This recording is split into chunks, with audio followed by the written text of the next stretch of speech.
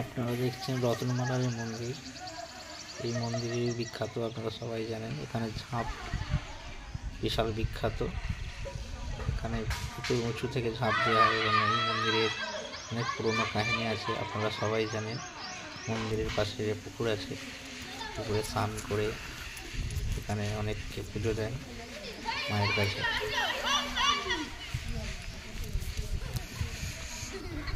আজকে স্পেশালি ছুটি নিয়ে সকাল সকাল রতনমালা মন্দিরের মায়ের দর্শন করতে গিয়েছিলাম।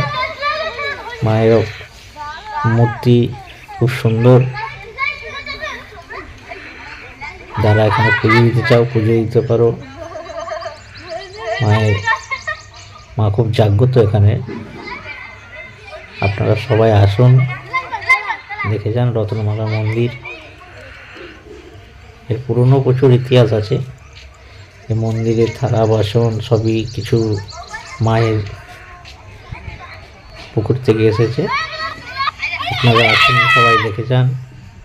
এই যে পুকুর দেখতে পাচ্ছেন, এই পুকুরে স্নান করতে হয়, তারপর পুজো দিতে হয়।